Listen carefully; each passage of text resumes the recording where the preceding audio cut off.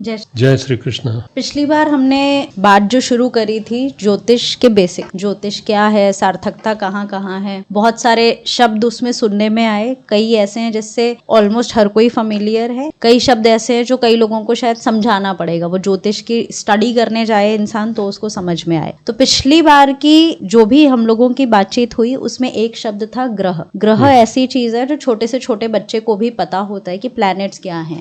तो आज मैं चाहूंगी हम इन्हीं के बारे में थोड़ी सी बात करें। तो जो ग्रह जब वैज्ञानिक तौर पे हम देखते हैं हमसे कितना दूर स्थित हैं हमें नहीं पता, उनको नापने के लिए कितने प्रकाश वर्षों की गणना की जाती है। तो क्या इतनी दूर स्थित ग्रह सच में हमारे जीवन को प्रभावित करते हैं? शुरुआत आज यहाँ से करते। ऐसा है, देखिए, ये तो मैं नहीं जानता कि ग्रह किसी के जीवन को प्रभावित करते हैं कि नहीं करते हैं, क्योंकि ये तो एक बहुत ही सूक्ष्म तत्व है जो भगवान के सिवा कोई नहीं जान सकता। परंतु मेरा वैज्ञानिक पढ़ाई लिखाई में भी आधार रहा है, चूंकि मैं इंजीनियरिंग ग्रेजुएट और पोस्ट ग्रेजुएट रहा हूं और साथ में ज्योतिष का भी विद्यार्थी रहा हूं, तो मैं इस चीज को जरूर समझ सकता हूं कि इनमें कहीं ना कहीं तो कोई संबंध है। जैसे आप ये देखिए कि ग्रह घूमते हैं और हमारे जीवन में घटनाएं घटती हैं। तो भगवान ने सारे के सारी चीजों को बनाया, जिसमें ग्रह भी हैं, मनुष्य भी है और भी अन्य कई तरह के उल्का पिंड,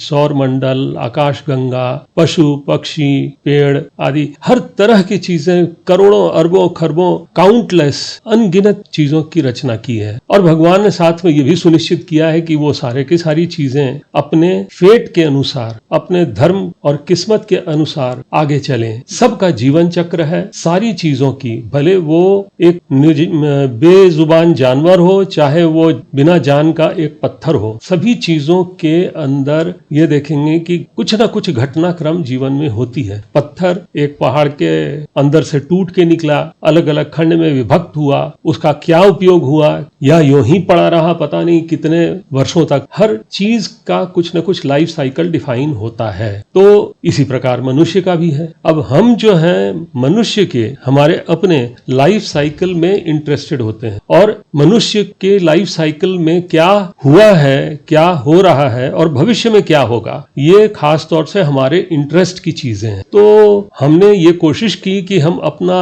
क्या घटित होना से मेरा तात्पर्य है भविष्य, हम अपना भविष्य किसी प्रकार से ज्ञात कर सकते होते, परंतु ये एक असंभव कार्य है, प्रायः असंभव कार्य है। लियो टॉल्स्टॉय की एक कहानी भी है बड़ी प्रसिद्ध, व्हाट मैन लिव बाय। उसमें उन्होंने 3 शिक्षाओं में से एक शिक्षा यही दी है कि मनुष्य को अपना भविष्य जानने का अधिकार नहीं है, लेकिन मनुष्य तो ठहरा मनुष्य, तो वो तो जानने की चेष्टा करता रहा है। तो सीधा नहीं अगर कोई किसी चीज का उत्तर मिले तो परोक्ष रूप से कुछ अल्टरनेटिव तरीके से ये जानने की कोशिश मनुष्य लगातार करता है। तो अल्टरनेटिव तरीका क्या है? तो हमारी हाइपोथेसिस ये है, ये हाइपोथेसिस है, ये हम नहीं जानते कि पूरी तरह से सच क्या है क्या नहीं है, परंतु एक साइंटिफिक बेसिस पर हम एक हाइपोथेसिस बनाते हैं। तो हमारी ये हाइपोथेसिस है कि सारे के सारी चीजें जो आगे बढ़ती हैं तो टाइम के फंक्शन पे, समय के चक्र पर सारे की सारी चीजें अपनी घटनाओं को घटित होके भुगतती हैं अपने कर्म के अनुसार, अपने प्रारब्ध के अनुसार। तो हमने ये देखा कि मनुष्य की जीवन के आगे की तो गणना हम नहीं कर सकते, क्या होगा क्या नहीं होगा, लेकिन हमने ये देखा कि ग्रहों के चाल की घटनाओं का, यानी ग्रहों की चाल की गणना हम निश्चित रूप से बहुत सटीक कर सकते हैं। कब कौन सा ग्रह हमारे सौर मंडल का किस राशि में होगा, किस नक्षत्र में होगा, किस दिशा में चल रहा होगा, डायरेक्ट होगा या वक्रीय होगा, तो ऐसी चीजों का हम हमेशा कैलकुलेशन कर सकते हैं। और बहुत साल पहले पाराशर ऋषि ने ही इन चीजों की गणना के फॉर्मूले हमें दे दिए थे। तो हमने ये कालांतर में अनुभव किया कि जैसे जैसे ग्रह आगे चलते हैं, बढ़ते हैं, वैसे वैसे धरती पर हर जीव जंतु का, जिसमें मनुष्य भी शामिल है, उसके जीवन में घटनाएं घटती हैं। और वो जो घटनाएं हैं, ऐसा देखा कि ग्रहों की स्थिति से, ग्रहों की चाल से एक विशेष कनेक्शन है इन दोनों का। तो ये पाया कि कोई ग्रह कहां पर है और कैसी चाल है, उससे मनुष्य के जीवन में घटित होने वाली घटनाओं का कहीं ना कहीं कनेक्शन है। मैं अभी भी नहीं मानता कि इतने दूर बैठा हुआ मंगल हमारे धरती के ऊपर सभी शादीशुदा जोड़ों की या विवाह योग्य जोड़ों की के जीवन में भूचाल ला दे, परंतु यह जरूर है कि मंगल की कुछ चाल से वैवाहिक जीवन में होने वाली घटनाएं या उथल पुथल कहीं ना कहीं बड़ी जोर से बहुत अच्छी तरह से कनेक्टेड हैं। तो हमने चूंकि ग्रहों की चाल जो कि एक स्पेसिफिक मैथमेटिकल फॉर्मुलेशन को फॉलो करता है, उसको हमने गणित करके निकालना सीख लिया और आज हम ये जानते हैं कि आज से इतने समय बाद में फलाना ग्रह इस स्थान पे रहेगा, इस स्थिति में रहेगा, इन ग्रहों की युति रहेगी। या आप ये देख लीजिए कि जो सूर्य ग्रहण और चंद्र ग्रहण होता है उसकी गणना 2000-3000 साल बाद तक हमारे ऋषि मुनियों ने उसी समय कर दी थी,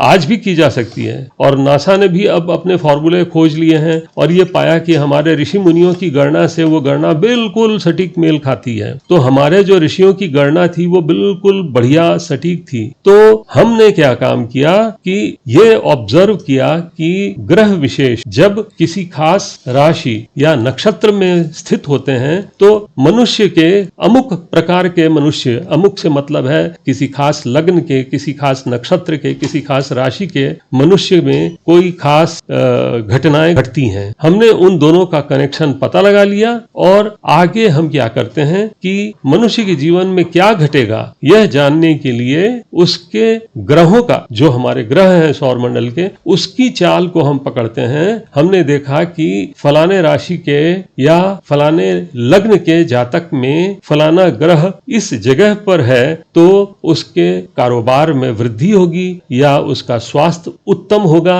या स्वास्थ्य खराब होगा या कोई न्यायालय से संबंधित डिस्प्यूट में फंसेगा या जेल टर्म होगा। तो हम सिर्फ उन ग्रहों को देखते हैं और ये कैलकुलेशन कर लेते हैं कि वो किन स्थिति में कब है और उसके अनुसार हम एक्स्ट्रापोलेट करके ये पता लगा लेते हैं कि इस ग्रह की अमुक ग्रहों की अमुक स्थिति के कारण विशेष जातक में या उसके जीवन में क्या घटनाएं घटित हो रही हैं और इसी को हमने ज्योतिष का नाम दे दिया। तो अगर हम ज्योतिष की बात करें और ग्रहों के आपसी संबंधों के क्या इफेक्ट आ रहे हैं, बेसिकली ये उस तरह की गणना, तो बिल्कुल उसको समझने के लिए ज्योतिष पढ़ना, कुंडली देखना, कुंडली को समझना और अनुभव लेना उसके साथ, क्योंकि ऐसा भी है कि सेम किसी एक पर्टिकुलर किस्म का कोई योग होगा तो वो हर कुंडली में सेम रिजल्ट दे वो जरूरी नहीं। बिल्कुल। तो वो उसके लिए तो एक्सपर्टाइज होना चाहिए और उसमें एक्सपीरियंस होना चाहिए। लेकिन क्या कोई ऐसा तरीका है जिससे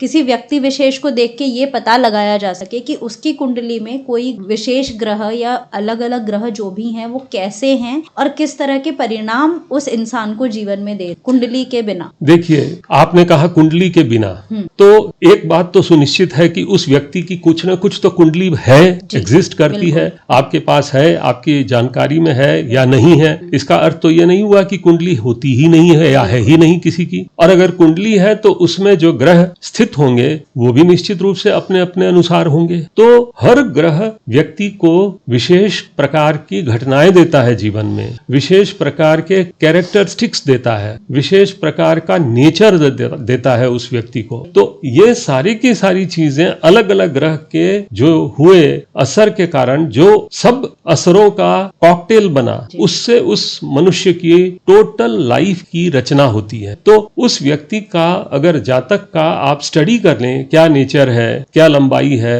क्या चौड़ाई है, क्या कद काठी है, क्या व्यवहार है, क्या उसका स्वभाव है, तो इन सारी चीजों से आप ये तो जरूर पता लगा सकते हैं कि यदि उसकी कुंडली उपलब्ध हो जाए तो उस कुंडली में कौन सा ग्रह कैसा होगा। एग्जैक्टली देखिए, ये कह पाना कठिन है जब तक कोई ईश्वरीय शक्ति आपके पास ना हो, तो ये कह पाना कठिन है कि उस ग्रह के या उस व्यक्ति के ग्रह कौन से भाव में बैठे हैं। परंतु व्यक्ति के डील डॉल से, उसके लुक्स से आप ये पता लगा सकते हैं कि उसका लग्न कौन से होना चाहिए, क्या संभावनाएं हैं कौन से लग्न होने की, और वो किस प्रकार का काम कर रहा है, किस प्रकार के प्रोफेशन में है, क्या स्वभाव है उसका। इनसे आप पता लगा सकते हैं कि विशेष ग्रह, जैसे अगर कोई व्यक्ति मोटा है, बहुत फैट है, तो निश्चित रूप से गुरु जो कि मोटापे का कारण बनते हैं, तो निश्चित रूप से गुरु या तो पीड़ित हैं या नहीं तो गुरु किसी न किसी तकलीफ वाली अवस्था में है। तो इस प्रकार से यदि किसी का फेस का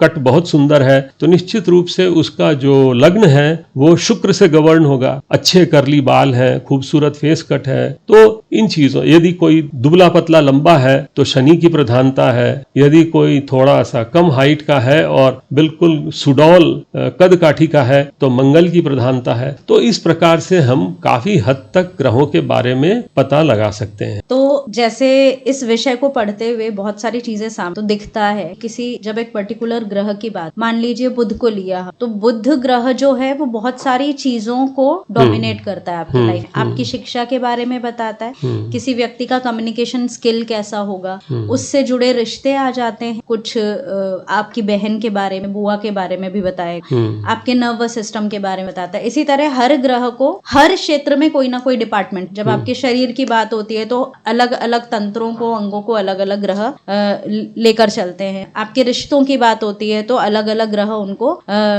लेके जाते हैं अपने हिसाब से, उन रिश्तों के साथ में आपकी बॉन्डिंग को दिखाते हैं। तो कोई पर्टिकुलर ग्रह जो है वो जीवन के किस अवस्था में, किस पहलू पे कितना असर डाल, ये चीज का आकलन करना, मतलब अगर आज मुझे दिख रहा है कि मेरा बुध पीड़ित है तो वो कैसे आइडेंटिफाई करें कि ये इस समय मेरी कम्युनिकेशन स्किल पे इफेक्ट डालेगा, या मेरी बहन बुआ के साथ मेरे रिश्तों पे इफेक्ट डालेगा, या मेरे नर्वस सिस्टम पे कहीं पे इफेक्ट डालेगा, तो वो कौन से पहलू को उस समय करने वाला है प्रभावित, इसको क्या आंका जा सकता है? और ऐसा है कि यदि आपको कुंडली की स्टडी करने की, समग्र स्टडी करने का नॉलेज है तभी आंका जाता है। आपने जो प्रश्न पूछा है वही तो ज्योतिष है जी, वही तो ज्योतिष है जी। और इसकी इतनी गहन पढ़ाई करने के बाद ही व्यक्ति किसी निष्कर्ष पर पहुंच सकता है। यह आपने सवाल पूछा कि क्या आंका जरूर आंका जा सकता है जी। और यही तो करवाने के लिए कुछ लोग हमें अप्रोच करते हैं, तो यही सब करवाने के लिए तो करते हैं। अगर किसी का जीवन में, आपने अभी बात कही कि बुध जो है नर्वस सिस्टम को भी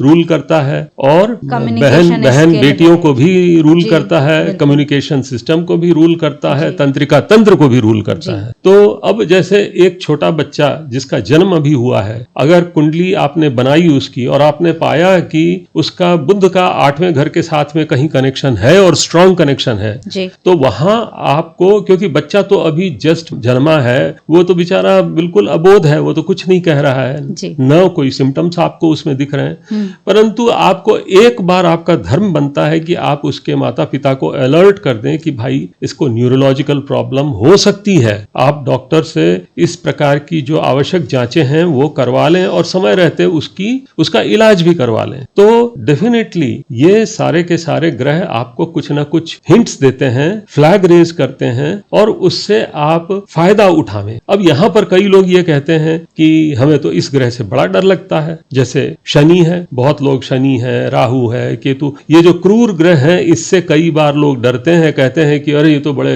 नहीं, कोई ग्रह डरावना नहीं है, ये एक भ्रांति है, मन से निकाल दीजिए। कोई भी ग्रह डरावना नहीं होता। ये ग्रह केवल अपने ड्यूटी के अनुसार, उन सबको ड्यूटी दी है भगवान ने, अपने अपने काम करते हैं सिर्फ। और उचित ये होगा कि बजाय ग्रहों से डरने के, ग्रहों से हम दोस्ती कर लें। कैसे दोस्ती करें? तो जैसे मानिए कि शनि है, शनि से भी बहुत लोग डरते हैं, तो शनि से दोस्ती करने के लिए आप हर शनिवार को जाके और हनुमान जी को मिठाई चढ़ाएं प्रसाद के रूप में ना, ये तो है एक तरीका, उपाय है, परंतु उससे अधिक ये होगा कि शनि कौन है? शनि आपके न्याय के देवता हैं। शनि कब क्रुद्ध होते हैं, कब नाराज होते हैं? जब आप किसी के साथ अन्याय करते हैं। तो अन्याय ना करें, हर एक को अपना अपना हक दें, तो शनि क्यों आपसे भला नाराज होंगे? इसी प्रकार से सारे ग्रहों से यदि आप दोस्ती रख लें तो आपके जीवन में कोई खराब समय आएगा ही नहीं। अगर मैं अपने अगले सवाल की बात करूं तो उसको आपने पहले ही हिंट्स दे दिए और उसको कवर कर लिया। एक्चुअली मेरा प्रश्न यही था, बहुत से ज्योतिषियों को देखा है, शनि, राहु, केतु, इन 3 ग्रहों के नाम पे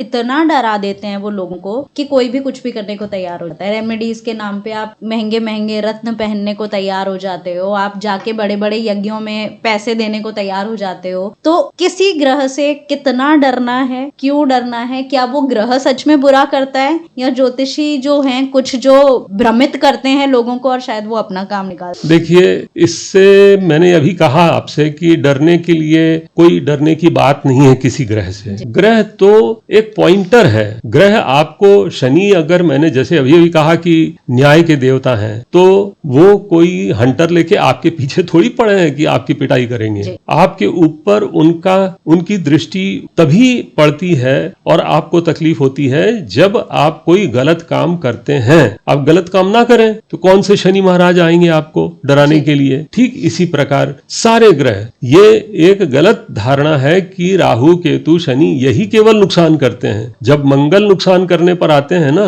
तो आप कहीं नजर नहीं आएंगे उनके सामने में। मंगल भी अमंगल कर सकते हैं, मंगल, हाँ, अमंगल बिल्कुल कर सकते हैं। इसी प्रकार गुरु कर सकते हैं, जो कि सबसे बिनाइन ग्रहों में माने जाते हैं। तो कोई ग्रह अच्छा नहीं है, कोई ग्रह बुरा नहीं है, ये धारणा बिल्कुल गलत है। सभी ग्रहों के पास अपना अपना लिस्ट ऑफ ड्यूटीज हैं, जो कुंडली के अनुसार स्पेसिफिक होती है, और उसी अपनी ड्यूटी को वो निभाते हैं। न अच्छे हैं न बुरे हैं, और यूं देखा जाए तो सारे ग्रह अच्छे हैं। वो आपको आपके कर्मों के फल के अनुसार ही आपको फल देते हैं और आपको आगे भुगतना पड़ता है, अच्छा या बुरा जो भी हो। तो सार ये कहा जा सकता है कि आप भला तो जग भला। हम अगर सारे काम अच्छे से कर रहे हैं, ढंग से कर रहे हैं, तो ग्रह भी हमारे साथ में उसी तरह से ट्रीटमेंट हमें देने वाले हैं। उसी बिल्कुल सत्य कहा, बिल्कुल सत्य कहा। तो आज मैं यही चाह रही थी कि ग्रहों के बारे में एक थोड़ा सा आउटलाइन लोगों को मिले, लोग इस बारे में समझना शुरू करें कि ग्रह बेसिकली किस तरह से हम लोगों की लाइफ को इन्फ्लुएंस करते हैं, किस तरह से उसको डायरेक्शन देते हैं। तो आपसे पिछली बार जब बात हुई थी, बहुत सारे उसमें नए नए शब्द मेरे लिए अब नए नहीं हैं, लेकिन जो लोग इस विषय को अभी जानना समझना शुरू कर रहे हैं उनके लिए होगा। भाव हम लोगों ने बात करे, नक्षत्र बात करे, तो ये बहुत सारी चीजें हैं जिनमें ऑब्वियसली थोड़ी सी स्टडी की जरूरत होती है। तो धीरे धीरे जब हम आगे जाएंगे तो उन सब टॉपिक्स को भी कवर करेंगे। फिलहाल ग्रहों से रिलेटेड अगर आपको मैं बोलूं कि 2 लाइन में आप लोगों को क्या कहना चाहें कि ग्रह जो हैं उनको अपने फेवर में रखने के लिए what to do and what not to do. देखिए, यदि ग्रह हमेशा अच्छी बातें ही सिखाते हैं, नीति संगत बातें ही सिखाते हैं, और सही आचरण करना ही सिखाते हैं। आप अगर यही सारी बातें करते रहें, किसी का बुरा ना करें, किसी का हक ना मारें, जो आपकी ड्यूटीज हैं उसको करते रहें तत्पर होकर के, सारे ग्रह फेवर में है आपके। यही तो मैंने कहा ना कि ग्रहों से दोस्ती कीजिए। दोस्ती ऐसे ही तो होगी, जाके कोई शेक हैंड थोड़ी करना है किसी ग्रह से। तो दोस्ती कीजिए सारे ग्रहों से। आप समाज के अनुकूल आचरण कीजिए, भगवान को अपने सब कर्मों में याद कीजिए, किसी के साथ बेईमानी, चोरी या कोई भी बुरा न कीजिए। डेफिनेटली सारे ग्रह खुश रहेंगे और आपका जीवन भी बहुत अच्छा रहेगा। बिल्कुल। तो आज के लिए इतना ही, फिर अगली बार मिलेंगे नई जिज्ञासाओं के साथ में, नए प्रश्नों के साथ में। जय श्री कृष्ण।